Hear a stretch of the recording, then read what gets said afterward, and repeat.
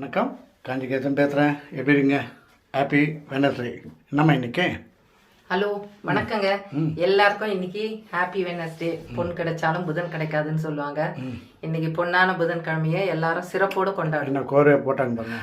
ஆமா, இன்னைக்கு பிறந்த நாள் கொண்டாடுற அத்தனை பிள்ளைங்களுக்கும், திருமண நாள் கொண்டாடுறவங்களுக்கும், வேலை தேடி இன்னைக்கு யாரெல்லாம் வேலை தேடி என்ன பண்றது மூவ் பண்றாங்களோ, வேலைக்காக ட்ரை பண்றாங்களோ, அவங்க அத்தனை பேருக்குமே இன்னைக்கு வேலை கிடைக்கணும்னு சொல்லிட்டு எங்க சார்பில் நாங்க பிளஸ் பண்ணிக்கிறோம். எங்களுக்காக நீங்களும், உங்களுக்காக நாங்களும் ப்ரேயர் பண்ணிக்கலாம். வேலை கிடைச்சாலும் நல்ல இந்த நாள் இனிய நாளா அமையட்டும். வேலை கிடைச்சா நல்ல மேனேஜரா, அன்பான பாசங்களா அமையணும். ஆமா, லீவ் நிறைய கொடுக்கணும். ஆமா, அது மாதிரி வேலையை கொடுக்கணும், லீவும் கொடுக்கணும். எப்படிமா? சரி கூட. இன்னைக்கு வந்து காலையில கல் தோசைங்க. ஓ, அதான் கல் தோசை பண்ணிட்டேன். அது வந்து சைட் டிஷ் குருமா குழம்பு. மதியம் கத்திரிக்காய் முருங்கைக்காய் போட்டு குருமா குழம்பு வச்சிருக்கேங்க. ரொம்ப நாள் ஆச்சு குருமா குழம்பு வச்சு. இன்னைக்கு வந்து குருமா குழம்பு வச்சாச்சு. இதை தான் சைட் டிஷ்ஷா வச்சுக்க போறேன். நேற்று செஞ்ச தக்காளி சட்னி கொஞ்சம் இருக்கு, வேணும்னா யூஸ் பண்ணிக்கலாம். இன்னைக்கு வந்து நூக்கல் கடலை பருப்பு போட்டு பொரியல் பண்ணி வச்சிருக்கிறேங்க. ரொம்ப ரொம்ப அருமையா இருக்குங்க. இஞ்சி பூண்டு பேஸ்ட் போட்டு, வெங்காயம் தக்காளி போட்டு, சோம்பு போட்டு தாளிங்க. கடலை பருப்பு வேக வச்சுட்டு நூக்கலை போடுங்க. அப்பதான் நூக்கல் ரொம்ப வெந்து போகாம இருக்கும். ரொம்ப நல்லா இருக்கும். இது ரசத்துக்கும் சாப்பிடலாம், சாம்பாருக்கும் சாப்பிடலாம். ட்ரை பண்ணி பாருங்க. இன்னைக்கு நாங்க குருமாவுக்கு சாப்பிட போறோம். வேறு வழி இல்லைனாலும் சாப்பிடலாம். ஓகேவா? நல்லாயிருக்கும் இது. ஓகேங்களா? அப்புறம் ஒரு சின்ன கதை.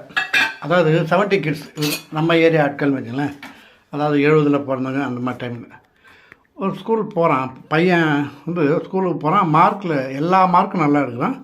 மேக்ஸில் மட்டும் 90 எடுத்துனே வரான். எப்போ பாரு 90 தான் எடுக்கிறான். அது அவங்க அப்பாவுக்கு ரொம்ப டவுட் ஆகிடுது. ஏன்டா மீதியெல்லாம் மார்க் ஏறுது இறங்குது, மேக்ஸில் மட்டும் ஏன் 90 வருதுண்ணா. அப்போல்லாம் எங்கள் காலத்துலாம் சும்மா அதாவது கணக்கில் கவனம் தேவை அப்படின்னு ரிப்போர்ட் புக்குன்னு ஒன்று இருக்கு, அதில் எழுதுவாங்க. இப்போ அதெல்லாம் கிடையாது. ஃபோன் பண்ணி சொல்லிவிட்டு நம்மளை போட்டு கொடுத்துட்றாங்க. அதெல்லாம் எங்கள் காலத்தில் கிடையாது. பேரண்ட்ஸை கூப்பிட்டு வேணால் எங்கள் வசதிக்கு தகுந்த மாதிரி யார் வேணால் கூப்பிட்டு போகலாம். சம்டைம்ஸ் நாங்களே பதில் சொல்லுவோம். நிறைய வாட்டி பெரும்பாலான ஆளுங்க நாங்களே ப்ராக்ரஸ் ரிப்போர்ட்டை கையெழுத்தை போட்டு மதியானமே கொடுத்துருவோம். ஆனால் எங்கள் டேடிக்கு தெரியும், அப்பாவுக்கு நைனாவுக்கு தெரியும். அவர் கண்டுக்க மாட்டார். பார்த்துறா, அம்மாவுக்கு தெரியாமல் பார்த்துக்கணாரு. ஏன்னா அப்பா வந்து படித்த அண்ணாவதரன்னா, அம்மா வந்து படிக்காத காமராஜ் எங்கள் இதில். ஆனால் எல்லா விஷயமும் தெரியும். அதான் விஷயம். இதில் என்ன ஆச்சுன்னா, இந்த பையனை 90 எடுக்கிறியா எப்படான்னு அவன் சொல்லவே மாட்டான். கடைசியில் அவன் ஃபாரின் போகிறான். பெரிய பேங்க்கில் ஆஃபீஸில் வேலை கட்டிடுது. இப்போ சொல்லிட்டு போகிறான், எப்படா அந்த 90 எடுக்கிறேன்னு. நீ எனக்கு தெரியாமல் எல்லாத்துலேயும் நீ 9 போட்டு வச்சுருக்க. நீ நல்லா தெரியுதான். நான் 9 போடல நைனா, 0 தான் நான் போட்டேன். 90 அதான் வந்தேன்.